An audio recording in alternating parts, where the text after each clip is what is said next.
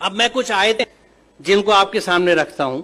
ये गैलेक्सी है हमारी, ये लेटरल व्यू है, ये टॉप व्यू है मिल्की वे गैलेक्सी, जिसका हिस्सा है हमारा सोलर सिस्टम।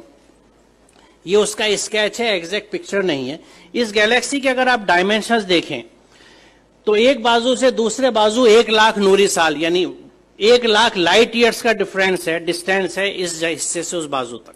लाइट ईयर क्या है? रोशनी 1 सेकंड में तकरीबन 1,86,000 मील या 3,00,000 किलोमीटर चलती है 1 सेकंड में। इसको 60 से मल्टीप्लाई कीजिए, 1 मिनट में रोशनी कितना चली, फिर 60 से मल्टीप्लाई कीजिए 1 घंटे में कितना चली। यहां तक आते ज्यादातर आपके कैलकुलेटर्स कंप्यूटर्स फेल होने लगेंगे क्योंकि फिगर्स बहुत ऊंची चली गई। अब आप इसको 1 घंटे में आपने टाइम निकाल लिया कि 1 घंटे में रोशनी ने कितना सफर तय किया, इसको 24 से जरब दीजिए तो 1 दिन में रोशनी कितनी चली, फिर 30 से जरब दीजिए 1 महीने में कितनी चली, फिर 12 से जरब दीजिए तो 1 साल में कितनी चली। It will be N astronomical figure. 1 साल में रोशनी जितना फासला तय करती है, जितना डिस्टेंस कवर करती है, उसको 1 लाइट ईयर या 1 नूरी साल कहा जाता है। तो ये कितना फासला होगा आप अंदाजा लगाइए। और सिर्फ इस गैलेक्सी के इस कहकशां के, ये मिल्की वे जो दूधिया कहकशां है, इसके एक बाजू से दूसरे बाजू आने के लिए आपको 1,00,000 लाइट ईयर्स चाहिए। यानी रोशनी की रफ्तार से अगर आप चलें तो 1,00,000 साल में इस बाजू से उस बाजू तक पहुंचेंगे। यहां अजमत का एहसास होता है अल्लाह ताला की। और ये मिल्की वे जो एक गैलेक्सी है, ये ऐसी एक गैलेक्सी नहीं है, बल्कि there are millions and millions of these galaxies पूरी कायनात में। और इन गैलेक्सीज में है क्या साहब?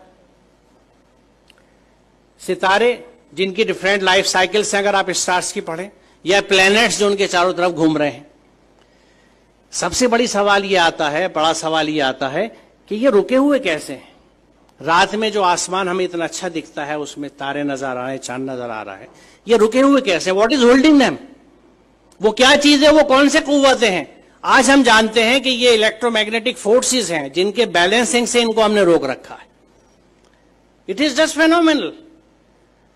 आप ये समझिए कि मैग्नेटिक फोर्स को कंट्रोल करने के लिए इस वक्त हमारे पास जो सबसे अच्छी एग्जाम्पल है, उदाहरण है, वो मैगलेव ट्रेन का है कि मैग्नेटिक लेविटेशन से रेल की पटरी से 6 इंच ऊपर ट्रेन रन करती है, जिसको मैगलेव ट्रेन कहते हैं।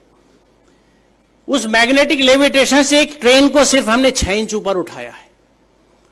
और इन प्लैनेट्स का जो billions and billions of stars and planets और सूरज हैं, सितारे हैं, ये किस तरह से बैलेंस किए हुए मैग्नेटिक फोर्सेस के साथ। ये कितना जबरदस्त कैलकुलेशन है, कितना जबरदस्त हिसाब है। और इसको जब आप समझते हैं और सूरह रहमान की उस आयत को देखते हैं कि बस समा रफा व वज़ल मीज़ान, तो बात समझ में आती है कि उसने आसमान को बुलंद किया और एक तवाजुन कायम कर दिया।